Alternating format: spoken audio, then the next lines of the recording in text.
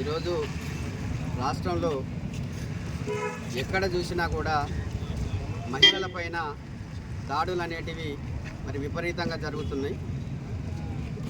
ఈ రాష్ట్ర ప్రభుత్వం ఏర్పాటయ్యి 9 నెలలైన కాలంలోనే సుమారు రాష్ట్ర వ్యాప్తంగా 1900 కేసులు మరి మహిళలపైన అత్యాచారాలు జరిగినట్టుగా నమోదు కావడం మరి చాలా దౌర్భాగ్యమైనటువంటి విషయం. అదేవిధంగా ఈ రాష్ట్ర ప్రభుత్వం ఏర్పడిన గత కొన్నాళ్లలోనే ఆదివాసీ మహిళలపైన కూడా దాడులు విపరీతంగా జరుగుతున్నాయి. గతంలో నాగర్ కర్నూలు జిల్లాకు చెందినటువంటి ఒక సెంచు మహిళ పైన ఈశ్వరమ్మ అనే ఒక మహిళను కొంతమంది దుండగులు వారం రోజుల పాటు ఒక గదిలో బంధించి ఆమెను వారం రోజులు అత్యాచారం చేయడం జరిగింది. అంతేకాకుండా ఆమె యొక్క ప్రైవేటు అవయవాలపైన కూడా దాడులు చేయడం జరిగింది. అది మరవక ముందే మళ్ళీ ఆదిలాబాద్ జిల్లాలో ఒక ఆదివాసీ మహిళ పైన అత్యంత క్రూరంగా అత్యాచారం చేసి ఆమె ఎక్కడ కేసు పెడుతుందో అని చెప్పి అతను ఆమెను రాయితో కొట్టి ఆమెను అత్యంత దారుణంగా గాయపరచడం జరిగింది. ఇలాంటి సంఘటనలు అనేటివి రాష్ట్రంలో అనేకం చోటు చేసుకుంటున్నాయి. సమాజానికి తెలిసిన సంఘటనలు కొన్ని ఉంటే సమాజానికి తెలియని సంఘటనలు అనేకం ఉన్నాయి. పాలకులు ఖచ్చితంగా కనీస రక్షణ మహిళలకు కల్పించాల్సినటువంటి బాధ్యత అవసరం ఉన్నది. కానీ ప్రభుత్వాలు మరి దీని మీద దృష్టి పెట్టడం లేదు.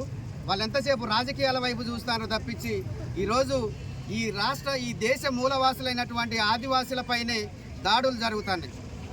ఈ ప్రాంతానికి వలస వచ్చినటువంటి కొంతమంది గిరిజనేతరులు ఈ ప్రాంతాల్లో ఉన్నటువంటి అనేక రకాల మరి దాడులు చేయడం జరుగుతుంది. ఈ ప్రాంతంలో వనరులు దోచుకుంటూనే మరోవైపు మహిళలను కూడా మరి దాడులు చేయడం జరుగుతుంది. దీనిపైన కూడా మేము ఆదివాసీ నవనిర్మాణ సేన నుంచి అనేక సంవత్సరాలుగా పోరాటం చేస్తున్నాం. ఆదివాసీ మహిళలకు రక్షణ కల్పించండి అని చెప్పి కోరుతున్నాం.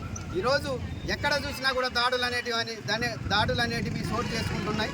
ఈరోజు పిల్లల్ని కానీ మరి చదివించడానికి అదేవిధంగా ఉద్యోగాలు చేయడానికి సమాజంలోకి పంపించాల్సినటువంటి పరిస్థితి ఉన్నది.